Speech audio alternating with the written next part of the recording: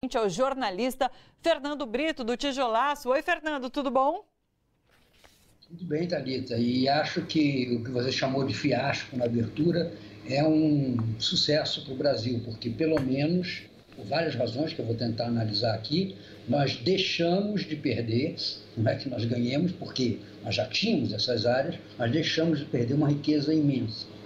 Primeiro, eu queria destacar que esse não é um leilão comum de petróleo. Não se trata de uma área onde há perspectivas de encontrar petróleo e há testes realizados comprovando a ocorrência. Não, essa é uma área que já foi delimitada, a sua comercialidade já foi declarada no final de 2014, no ano de 2015. Então, as reservas que estão ali estão mais do que dimensionadas. Como é que essa área surgiu? Quando em 2010... o governo Lula fez a capitalização da Petrobras, para integralizar o aumento de capital, ele entregou à Petrobras estas áreas chamadas de cessão onerosa, onde estimava-se, naquele momento, houvesse 5 bilhões de barris. Então, esse valor foi adicionado ao capital da Petrobras como um ativo e o governo, em troca disso, aumentou sua participação acionária. Só que a exploração desse campo, que na época ainda era chamado de Florim, não de Búzios, e outras áreas ali, o sul de Ara, o entorno de Tupi, que hoje ganharam outros nomes, foram revelando progressivamente depósitos de petróleo muito maiores do que aqueles que tinham sido estimados inicialmente. Inclusive, essa área de Florim, que virou o campo de Búzios, ela é maior do ponto de vista dos depósitos de petróleo, do que o próprio megacampo de Libra, que foi tão saudado na ocasião. Muito bem. O que aconteceu? O governo poderia ter estendido, mediante negociação, a exploração desses excedentes para a Petrobras. Não quis. A Petrobras pagaria o governo com uma parcela de óleo a ser determinada na extração do que passasse de 5 bilhões de barris, que era o contrato original. O governo quis tomar de volta esse valor e, para isso, ele teve que indenizar a Petrobras de direitos e investimentos que ela tinha feito. Daí que desse leilão já havia uma conta fixa a ser retirada. 36 bilhões de reais competiria ao governo pagar pela indenização dos gastos havidos pela Petrobras e dos direitos que ela tinha sobre a exploração desses campos. Foi essa a condição que o Tribunal de Contas impôs para permitir o leilão. O governo, então, colocou as áreas em leilão sabendo que teria esses 36 bilhões a pagar para a Petrobras. Só que a área é muito grande. O que se esperava teria 5 bilhões de barris, pode ter, afinal, algo em torno de 25 bilhões de barris. Um pouco menos, talvez. E era nisso que o governo apostava para arrecadar os tais 106,5 bilhões de reais. Muito bem.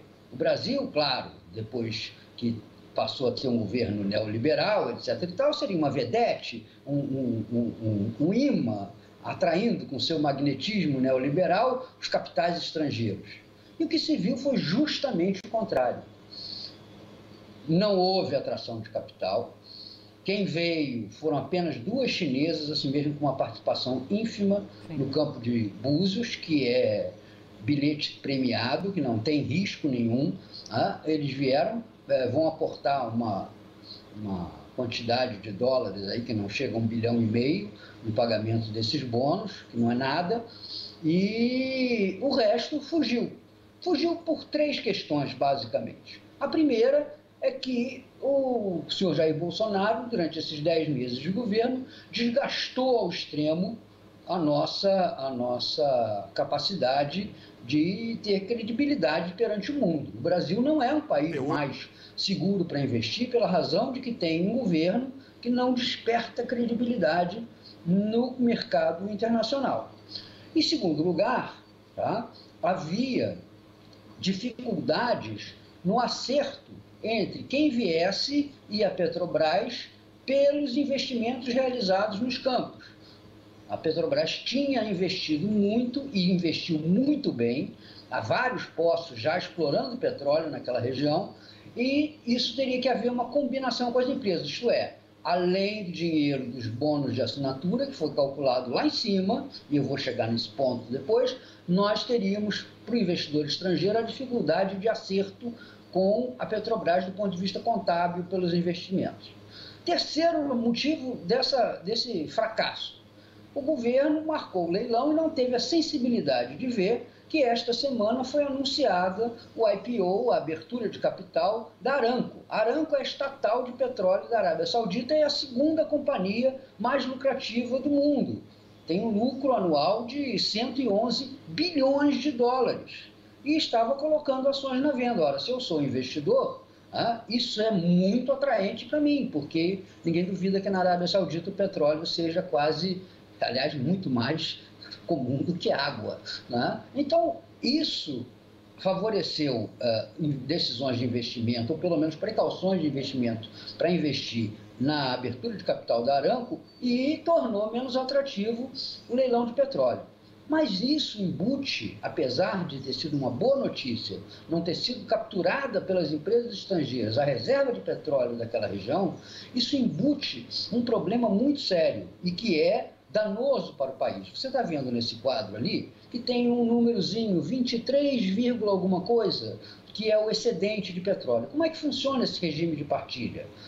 Tira-se o petróleo, desconta-se do valor desse petróleo retirado o custo de produção e a remuneração do operador. Tá? Então, quanto se gastou, isso inclui o investimento, inclui o equipamento, inclui o afretamento de navios, inclui o afretamento de plataformas, e tira-se esse valor e do restante entrega-se ao governo brasileiro uma parcela, que são aqueles 23%. Para que você tenha uma ideia, quando nós fizemos o leilão de Libra, a parcela a ser entregue para o governo era de 42%. Isso faz uma diferença muito grande, porque você imagina, o petróleo do pré-sal, ele tem um custo de extração hoje na faixa de 8 e pouco dólares por barril. Ele é muito mais barato que a média do custo de extração nacional, que anda na faixa dos 12, 13 dólares por barril. Por que ele é mais barato? Porque são poços que extraem 20, 25, 35, até 40 mil barris de petróleo por dia. Então, o custo desse petróleo se reduz enormemente. Tá? Então, este campo, por exemplo, de Búzios, ele tem hoje uma estimativa em torno de 10 bilhões de barris. Se você considerar que o petróleo está custando 60 dólares o barril, petróleo cru está custando 60 dólares o barril, e ele tem um custo de extração de 8, digamos, 10 dólares por barril, há um lucro líquido em cada barril de 50 dólares. É só você imaginar o que é uma percentagem de 20% a menos em 5 bilhões de barris que valem cada um 50 dólares líquidos. Então, é muito dinheiro. Se você imaginar, são 10 dólares por barril, 5 bilhões de barris serão, se eu não me engano, 500 bilhões de dólares.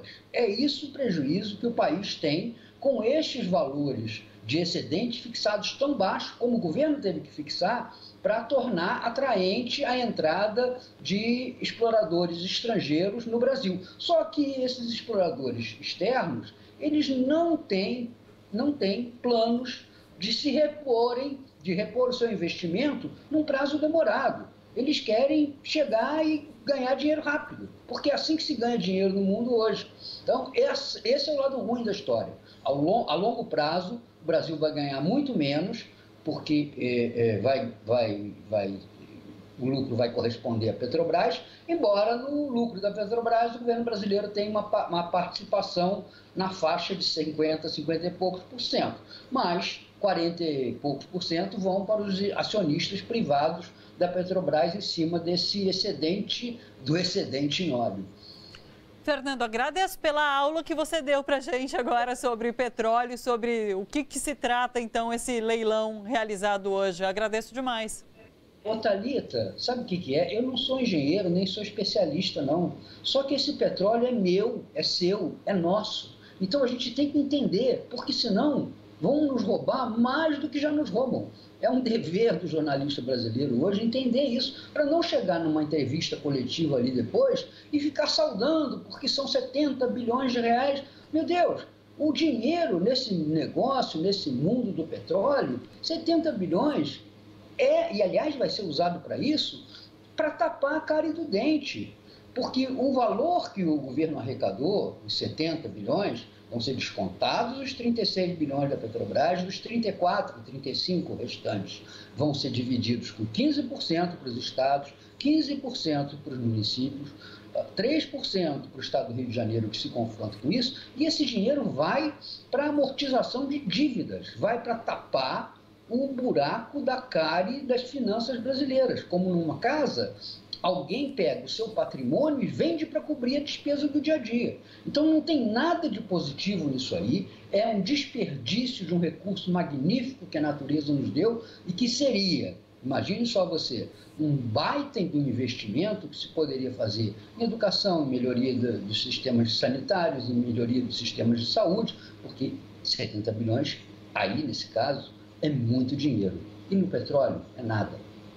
Sim, é uma análise que a gente de fato não viu na grande imprensa hoje, que só comemorava os 70 bilhões conquistados.